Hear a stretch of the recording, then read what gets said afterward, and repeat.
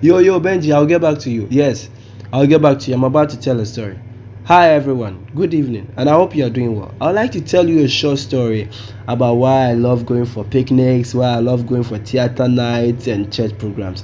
There's this lady in our church, and I was like, "Hi, would you be going for the picnic?" She said, maybe, and I didn't see that she was trying to set a trap for me. I asked why, and she smiled for a while. Oh, okay, I understand this smile. This smile was a communication that told me that, well, only if you would pay for me, then I would go. By then, I had enough money. And this thing I'm telling you is just exactly 7 years ago. Seriously, she was a pretty lady I'd wanted to talk to all this while. So maybe I could kill two birds with one stone.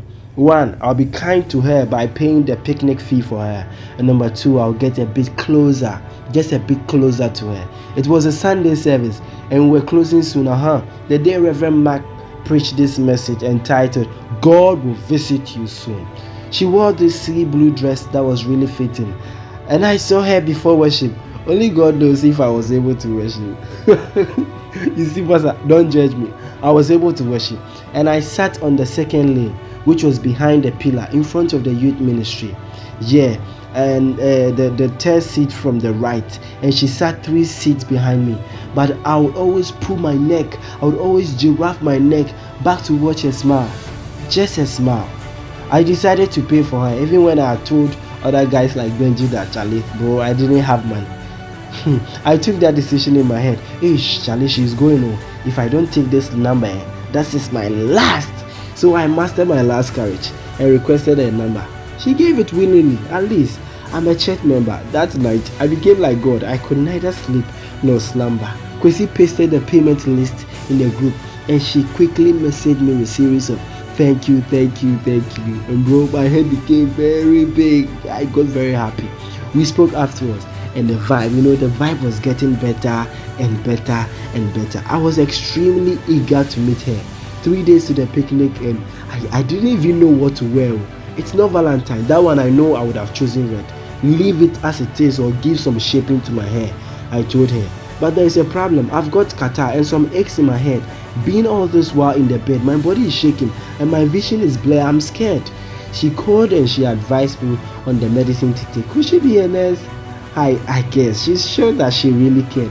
Miraculous God got all this disease and all this bad luck vanished. And I appeared Saturday morning safe and sound. I looked very happy and for one or two reasons I told the people that I came to meet that I was happy because of the food. I'm telling lies, so I wasn't happy because of the food. I was happy because I was about to see her. I had looked round severally for her, but Charlie, no sign. I was getting worried and had severally called her lie. I'm losing interest in the whole picnic.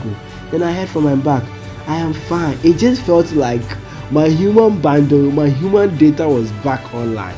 I sat by her in the bus. At least I could have a lot to discuss. A 2-hour journey to a garden in the east. I sat behind Reynolds and Steve.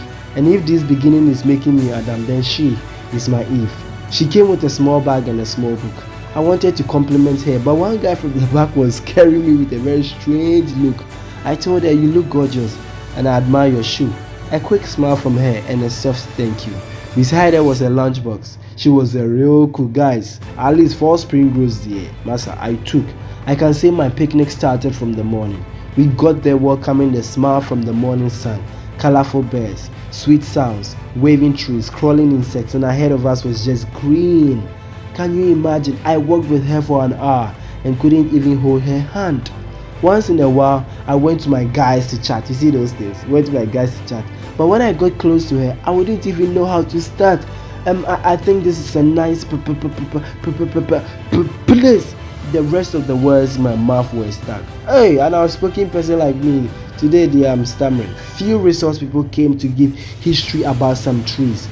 I am not sure I followed. I was observing nature and I was observing her nature. I managed to balance being with her and others so that, people will not suspect what I wanted to do. And I know some of you here can relate to my story. Some of you here, you paid for someone. You would love to see someone. You came because of someone. While you are here, you are even spying on someone. Or you want to socialize with someone. Let me help you accomplish this dream. But this is the kicker of my story. This is the icing on the cake. We came home and we talked and talked and talked and talked. Fast forward 3 years later, on the 27th of January 2019, right before the altar, she stood beautifully dressed and we got married. Mami Fowa became my wife, and do you know the moral lesson? You can find a life partner at a picnic, a church program, or a theater night. So, Gaga, hey, watch out. The youth alive, the work is done. Bye bye.